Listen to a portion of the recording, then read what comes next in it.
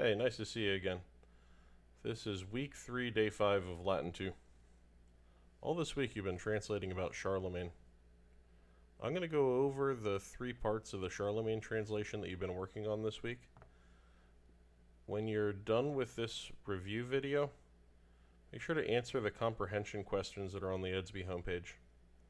It's set up like an EDSB test, but it's not really a test or quiz or any assessment like that. It was just an easy format for setting up the questions.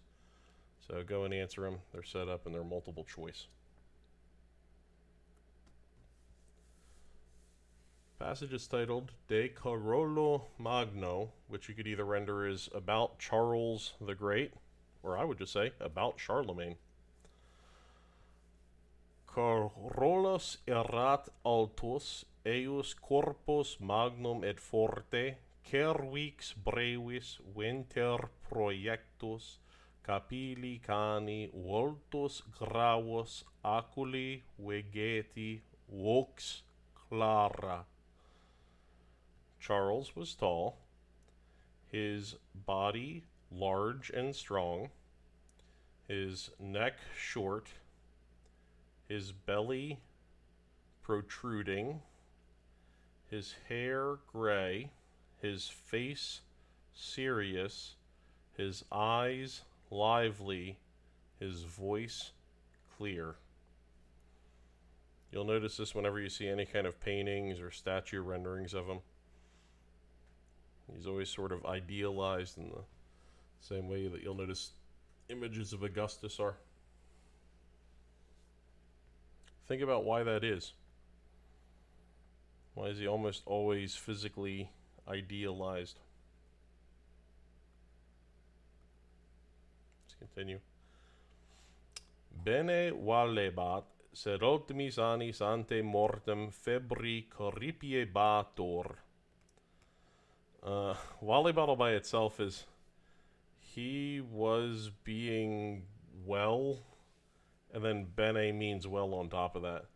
So he was being well. He was being healthy well. I would just say he was very well. But in the final years before his death, he was being seized by a fever.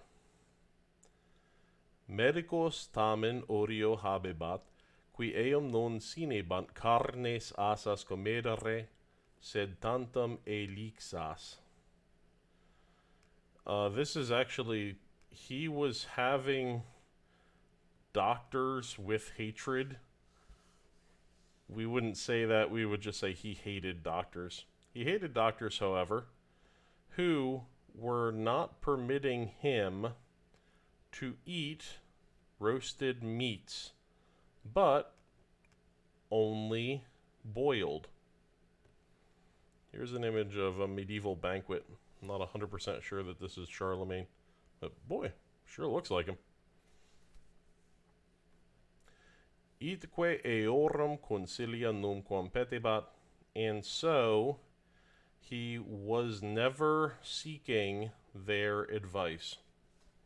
The doctors told him he couldn't eat roasted meat, so he just gave up on doctors. Perfectly normal, perfectly healthy. Part 2 of the translation continues. Carolus erat eques assiduus et omnes franci atque venator. Charles was an avid horseman, as all the Franks, and a hunter. Here's an image of him depicted on horseback. His laurel crown, looking like not a holy Roman emperor, but just a Roman emperor. Also, here's another woodcut image. This is supposed to be Charlemagne in the middle, and he's with a hunting party. They have peasants with dogs and carrying the prey, their glorious bounty. And there he is, riding his horse, the avid horseman right in the middle.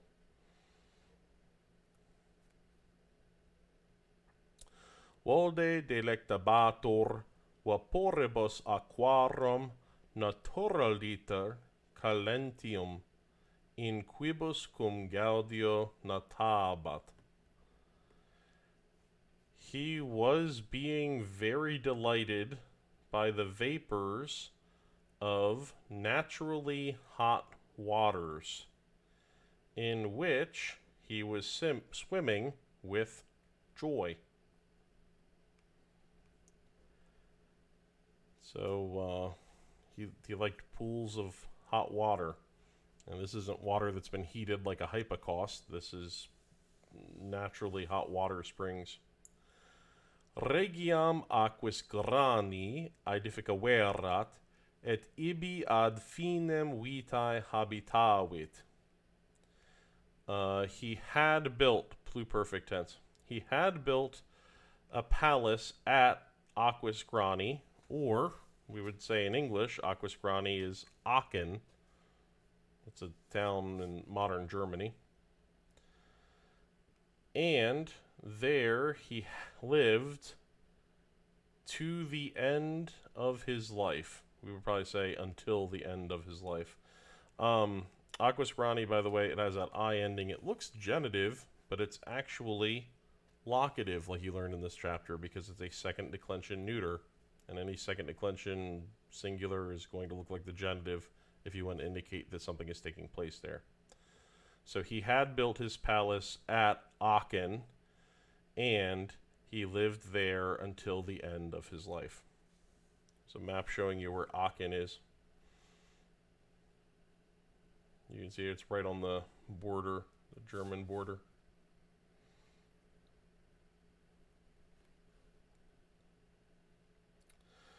Non solum filios, sed etiam amicos et corporis custodes in vitabat. Not only sons, but even friends and bodyguards he was inviting. So he's swimming with everybody. Veniatis amnes et mecum natetis. You all, it's second person plural, should come and you should swim with me. You all should come and you should swim with me. Both veniatis and natetis are subjunctive, so these would be volitive subjunctives. This is a depiction of the hot water springs at Aachen. And you can see this is supposed to be Charlemagne here. Rare account, he's actually outside of the water. And then everybody, friends, family, the court is all about either right outside the pool or in it. Vino non amabat, nec homines ebrios tolerabat. He was not loving wine, nor was he tolerating drunk men. So, loves roasted meat, doesn't love the wine. Dum comedebat libri legebantur. While he was eating, books were being read. Passive voice. Remember, by today's standards, Charlemagne would have been considered illiterate, so the books are being read to him. Valde delectabatur historicis et libris Augustini. He was very delighted by the histories and the books of Augustus.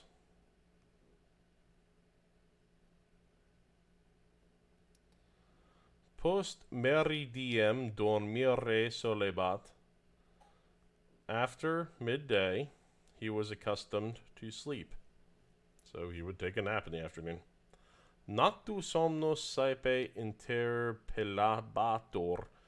At night, his sleep often was being interrupted. Mane cum vestimenta induebat homines equipares solebat. In the morning, when he was putting on his clothes, men were accustomed to approach. Non solum amicos, sed etiam si errant lites, de quibus decerere debebat. Not only friends, but even if there were disputes about which he had to decide, or he must decide. That is to say, in his personal time, his personal moments, he was always conducting business, some of it not pleasant. Imagine brushing your teeth in the morning and you have lawyers there talking about how you're being sued for breach of contract. Well, that's a thought. Go ahead, complete the comprehension questions that go along with the passage from this week, and I'll see you later. Gratias tibi.